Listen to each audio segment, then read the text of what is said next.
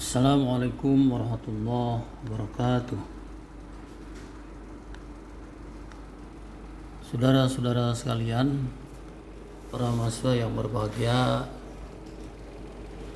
selamat bertemu kembali dengan saya dalam mata kuliah pendidikan anti korupsi. Kita dulu sudah menjelaskan tentang pengertian korupsi dan lain-lain, bahwa korupsi itu adalah identik dengan suap, bahwa korupsi itu identik dengan penyalahgunaan kekuasaan dan lain-lain, itu adalah korupsi. Pada hari ini kita akan menjelaskan tentang prinsip-prinsip anti korupsi. Apa itu prinsip? Prinsip adalah asas ya, atau dasar. Jadi kalau prinsip anti korupsi ya dasar-dasar atau asas yang menjadi titik tolak dari anti korupsi, itu namanya asas. Saudara-saudara sekalian, prinsip-prinsip anti korupsi di sini ada yang namanya transparansi, ada kewajaran, ada juga kontrol aturan main, ada aturan main dan akuntabilitas. Jadi ini semua adalah prinsip-prinsip atau asas atau dasar atau titik tolak anti korupsi. Jadi kalau kita berbicara anti korupsi, maka saudara-saudara sekalian, prinsipnya harus ada transparansi atau kejelasan, harus ada kewajaran ya. Harus wajar gitu ya. Jadi kalau misalnya pejabat mendapatkan uang insentif sebagai pemimpin sebuah kegiatan, itu harus wajar. Wajar itu sesuai dengan jabatan yang bersangkutan. Kemudian yang kedua, harus ada kontrol aturan main. Jadi aturan main itu harus dikontrol. Kemudian juga ada aturan mainnya. Di samping aturan main, tapi aturan main itu harus dikontrol. Kemudian akuntabilitas, ada pertanggungjawaban ya. Itu adalah prinsip-prinsip anti korupsi ya. Nah, kita jelaskan satu-satu. Dari akuntabilitas itu sendiri, apa itu akuntabilitas? Akuntabilitas mengacu pada kesesuaian antara aturan dan pelaksanaan kerja ya. Jadi dengan kata lain bisa dipertanggungjawabkan ya. Aturannya seperti apa, kemudian pelaksanaan kerjanya itu seperti apa, itu harus sesuai. Jadi kalau kemudian misalnya dalam sebuah proyek bahwa pengaspalan jalan itu kualitasnya harus misalnya 10 cm begitu ya. Ya memang ketika dilaksanakan memang kita ukur itu memang 10 cm ketebalannya. Tapi kalau misalnya di aturannya itu 10 cm tapi kemudian hasil kerjanya ada 5 cm atau 6 cm, itu berarti tidak akuntabel. Jadi akuntabilitas artinya mengacu pada kesesuaian antara aturan dan pelaksanaan kerja. Yang kedua, kawan-kawan sekalian, akuntabilitas itu adalah semua lembaga mempertanggungjawabkan kinerjanya sesuai aturan main, baik dalam bentuk konvensi de facto ya, kenyataan begitu kenyataannya, maupun konstitusi de jure ya. De facto itu secara legalita begitu, maupun secara konstitusi yaitu secara de jure. De jure itu ya aturan mainnya, baik pada level budaya individu maupun pada level lembaga ya. Jadi semua lembaga itu, kawan-kawan sekalian, tentu saja lembaga-lembaga pemerintahan misalnya harus mempertanggungjawabkan kinerjanya sesuai aturan main ya. Baik realitanya sebagai lembaga tersebut maupun secara aturannya, ya, baik pada level budaya individu dengan individu maupun pada level lembaga. Ini adalah akuntabilitas. Jadi akuntabilitas itu mempunyai arti bisa dipertanggungjawabkan antara rencana dan realita itu sesuai gitu. Berikutnya ada sebuah pertanyaan, bagaimana mengukur akuntabilitas? Bagaimana mengukur suatu itu dapat dipertanggungjawabkan? Yang pertama, akuntabilitas harus dapat diukur dan dipertanggungjawabkan melalui mekanisme pelaporan dan pertanggungjawaban atas pelaksanaan semua kegiatan. Ini jelas saya kira jelas ini. Jadi akuntabilitas itu harus ada laporannya. Jadi kalau kita sebagai panitia wisuda misalnya, kawan-kawan sekalian, itu harus bisa diukur ya. Ketika kita misalnya menggunakan dana sebesar 1 miliar misalnya dari uang wisuda tersebut, itu ada laporannya. 1 miliar itu digunakan untuk apa saja. Misalnya untuk pengadaan toga, untuk pengadaan bingkisan, untuk pengadaan konsumsi, untuk insentif panitia ya, dan lain-lain, itu semua ada laporannya. Di sini ada mekanisme laporan dan dapat dipertanggungjawabkan pelaksanaan semua kegiatan. Ya, wisuda ini misalnya di tengah pandemi ini dirayakan agak sederhana, berbeda dengan wisuda lainnya. Ya, itu memang karena keadaannya disesuaikan dengan masa pandemi, tapi semua itu bisa dipertanggungjawabkan. Misalnya harus memperhatikan aspek-aspek yang terkait dengan protokol kesehatan, ya. Harus masker, lain-lain, ya. Harus ada tempat cuci tangan dan lain-lain. Artinya bisa dipertanggungjawabkan.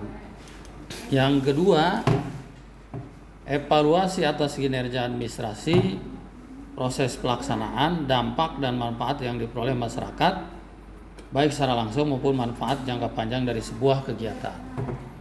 Kalau kita membangun sebuah bendungan, misalnya taruhlah pemerintah membangun bendungan Karian, membangun jalan tol Serang Panimbang, ya.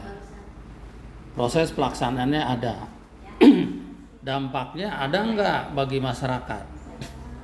Tentu saja ada. Masyarakat bisa secara lebih singkat untuk melakukan perjalanan ke Serang atau ke Jakarta. Masyarakat tentu saja bisa dengan mudah, misalnya ketika ada yang sakit dirujuk ke Serang, ke Jakarta, itu bisa lebih cepat. Jangka panjangnya tentu saja ini dalam rangka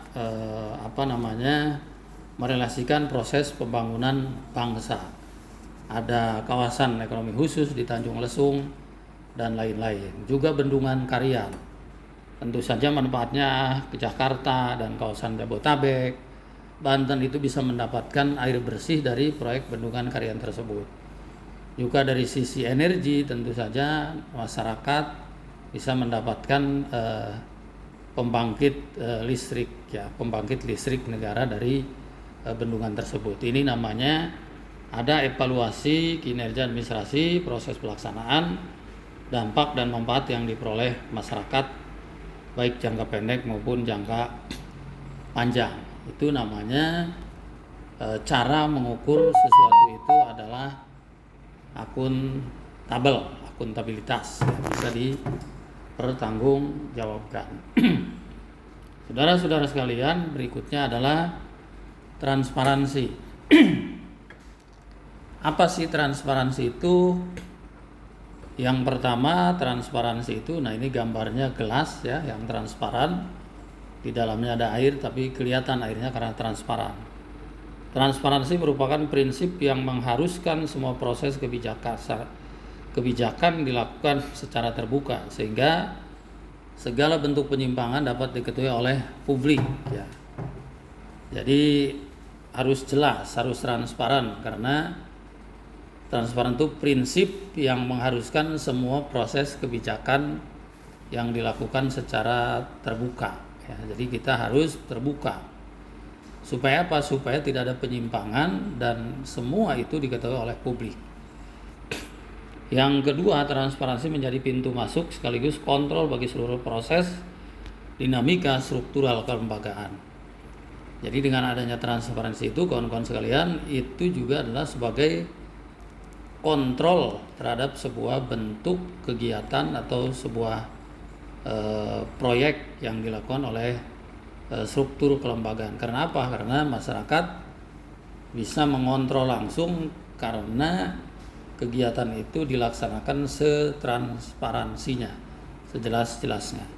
Yang ketiga, dalam bentuk yang paling sederhana, transparansi mengacu pada keterbukaan dan kejujuran untuk saling menjunjung tinggi kepercayaan. Jadi ketika kita berbicara transparansi, maka acuannya adalah harus terbuka dan harus saling percaya atau trust ya. Berikutnya, perlu ketertiban masyarakat dalam proses transparansi. Perlu keterlibatan. Ini tentu saja proses penganggaran yang bersifat bottom up, dari atas ke bawah, dari bawah ke atas, itu mulai dari perencanaan, implementasi, laporan pertanggungjawaban ya, dan penilaian evaluasi terhadap kinerja anggaran. Ini namanya ada keterlibatan masyarakat dalam proses transparansi. Jadi anggaran itu harus dibahas dari bawah. Misalnya APBD itu, kawan-kawan sekalian, tidak begitu saja menjadi sebuah keputusan antara dewan dan pemerintah, tetapi awalnya melalui musrembang desa, musrembang kecamatan, baru musrembang kabupaten. Itu dalam musrembang des tentu saja anggaran itu diajukan oleh masyarakat untuk proses kegiatan atau pembangunan tertentu, jembatan, gedung sekolah, bendungan, embung, dan lain-lain. Itu tentu saja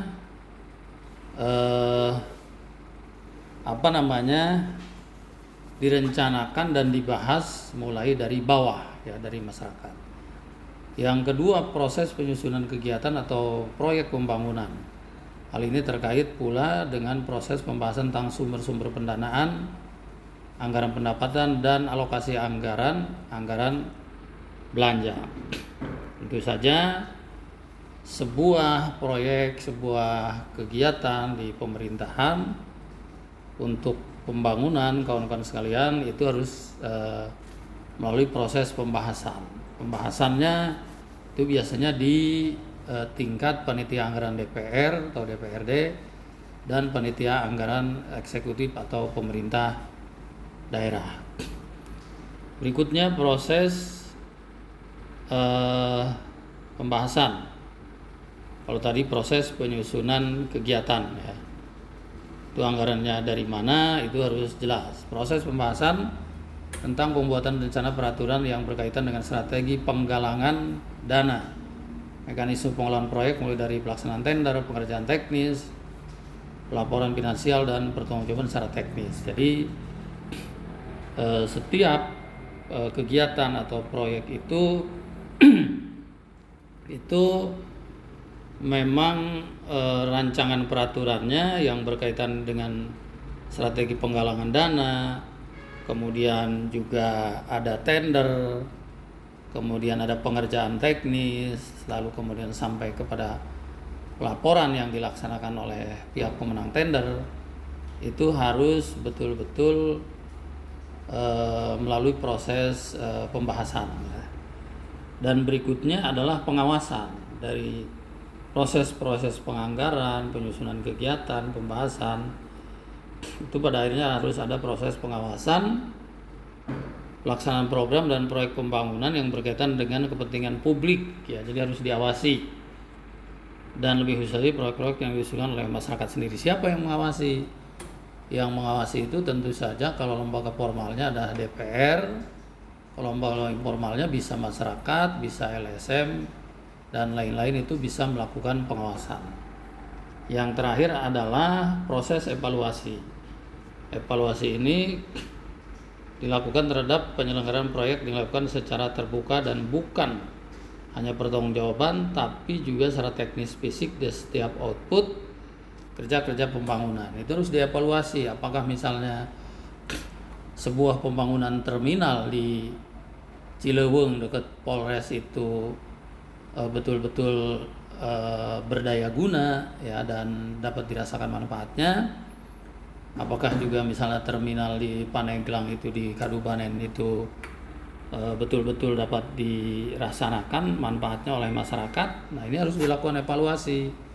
Ternyata kalau kita mau jujur, misalnya terminal di Cilewung itu dekat Polres itu menurut saya itu tidak berdaya guna karena begitu dibangun dengan nilai proyek miliaran tapi akhirnya tidak digunakan oleh pengguna atau user, yaitu yang punya mobil-mobil angkutan dan lain-lain. Tapi di situ hanya digunakan untuk belajar nyetir mobil ya oleh pengguna terminal, itu tidak dipergunakan. Berarti kan harus dievaluasi. Artinya waktu itu pemerintah harus membuat terminal itu yang tepat di mana harus dibangun yang nanti bisa digunakan oleh masyarakat gitu. Nah, ini kawan-kawan sekalian, berupa bagan kontrol masyarakat sangat diperlukan. Nah, kenapa sangat diperlukan kawan-kawan sekalian? Karena memang proses perencanaan program pembangunan, anggaran pendapatan dan belanja negara atau belanja daerah ya. Kemudian juga implementasinya seperti apa, pelaksanaannya seperti apa, pengawasannya seperti apa begitu ya. Kemudian juga harus dipertanggungjawabkan outputnya seperti apa. Lalu setelah outputnya seperti apa akan ada evaluasi dan penilaian kinerja anggaran. Outcome jangka pendek dan jangka panjang. Ini bagan bahwa kontrol masyarakat itu sangat diperlukan dalam setiap proses perencanaan pembangunan ya. Karena memang di samping proses harus ada implementasi, harus ada pertanggungjawaban dan harus ada evaluasi. Kawan-kawan sekalian, berikutnya fairness ya. Fairness itu adalah keadilan atau kewajaran. Prinsip fairness ditujukan untuk mencegah terjadinya manipulasi ketidakwajaran dalam penganggaran, baik dalam bentuk markup maupun ketidakwajaran lainnya. Oleh karena itu harus adil ya, harus wajar begitu.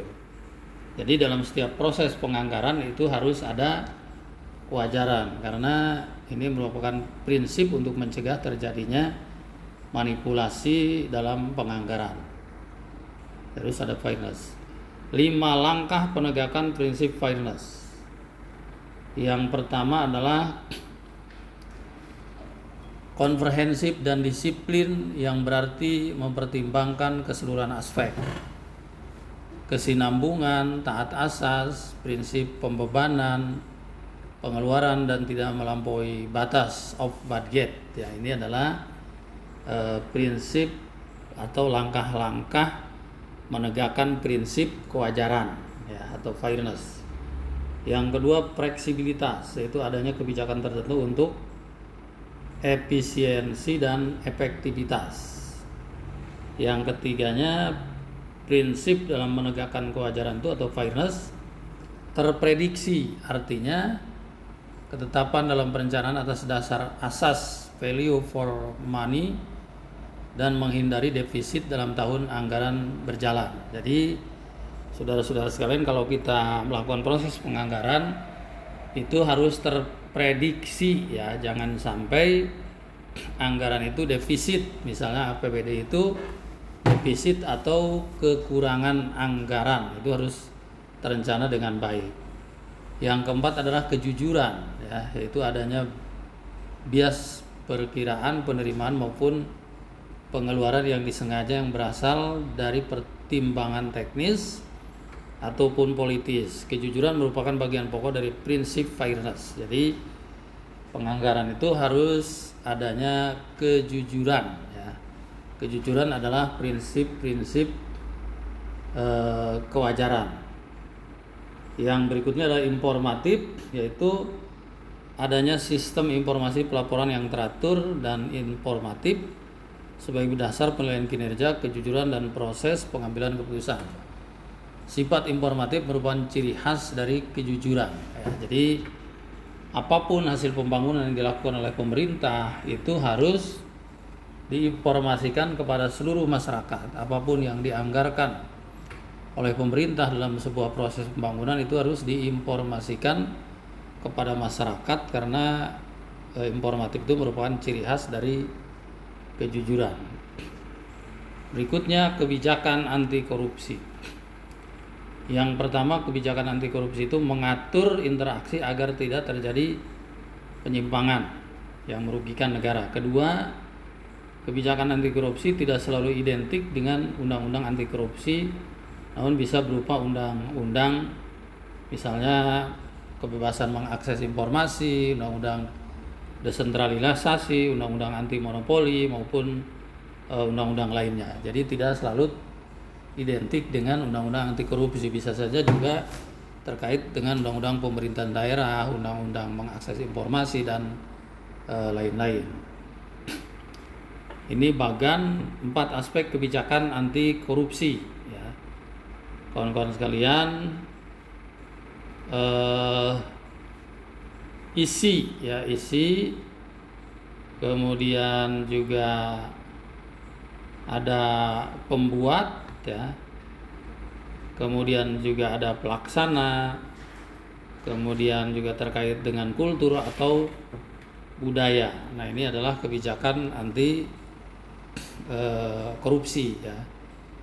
Isi, ya, kemudian pembuat, jadi isi itu dibuat oleh siapa, lalu pelaksana siapa, ya, dan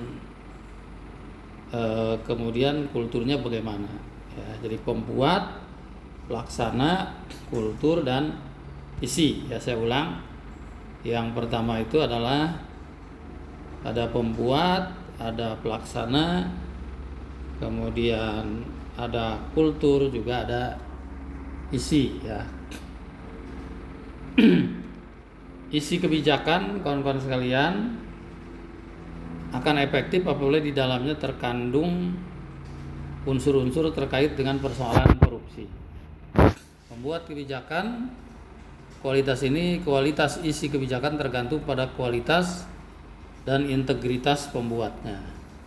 Pelaksana kebijakan yang telah dibuat dapat berfungsi apabila didukung oleh pengadilan, pengacara, dan lembaga pemasyarakatan. Kultur atau budaya, eksistensi sebuah kebijakan terkait dengan nilai-nilai, pemahaman, sikap, persepsi, dan kesadaran masyarakat terhadap hukum atau undang-undang anti korupsi. Lebih jauh, kultur kebijakan ini akan menentukan tingkat partisipasi masyarakat dalam pemberantasan korupsi, ya. Jadi diulang lagi, 4 aspek kebijakan itu. Yang pertama isi, ya, kita coba kembali lagi. Yang pertama isi, yang kedua pembuat, ya, kemudian yang ketiga pelaksana, dan yang keempat adalah kultur, ya. Nah, berikutnya adalah kontrol kebijakan. Kontrol kebijakan merupakan upaya agar kebijakan yang dibuat betul-betul efektif dan mengeliminasi sebuah bentuk korupsi. Nah, kontrol itu siapa yang melakukan? Tentu saja kontrolnya adalah dari masyarakat, dari para penegak hukum, ya. Jangan dari dewan, karena dewan juga sama-sama kadang-kadang melakukan korupsi, ya. 3 model kontrol, ada partisipasi, ada oposisi, ada revolusi. Partisipasi itu aktif memberikan saran, masukan, dan lain-lain. Oposisi itu, ya, dengan cara berbeda kelompok, misalnya kelompok pemerintah dan kelompok oposisi. Dan yang ketiga revolusi. Nah, ini yang lebih radikal, ya. Revolusi biasanya dengan revolusi, jadi diganti rejim, ya, diganti sebuah rejim pemerintahan. Karena apa? Ya karena mungkin rejimnya melakukan korupsi. Kalau korupsi ya harus dilakukan revolusi, tapi ini kontrol kebijakan yang paling radikal ya, yang paling yang paling keras lah dari partisipasi, oposisi dan revolusi. Kawan-kawan sekalian, partisipasi itu melakukan kontrol terhadap kebijakan dengan ikut serta dalam penyusunan dan pelaksanaannya. Tadi saya sudah jelaskan, memberikan masukan, memberikan saran. Oposisi mengontrol dengan menawarkan alternatif kebijakan baru yang dianggap lebih baik ya. Ini pengertian dalam arti kontrol kebijakan. Revolusi mengontrol dengan mengganti kebijakan yang dianggap tidak sesuai. Nah, ini kan lebih keras ya, lebih radikal. Perbedaan kontrol dan kebijakan tergantung pada sistem yang terbangun. Dalam sistem demokrasi yang sudah mapan, established, kontrol kebijakan tersebut dapat dilakukan melalui partisipasi dan oposisi. Saya kira itu kawan-kawan sekalian, pertemuan kita pada kesempatan ini dengan tema prinsip-prinsip anti korupsi. Terima kasih. Kurang lebihnya mohon maaf, dan kalau ada pertanyaan boleh dijapri ke saya. Wassalamualaikum warahmatullahi wabarakatuh.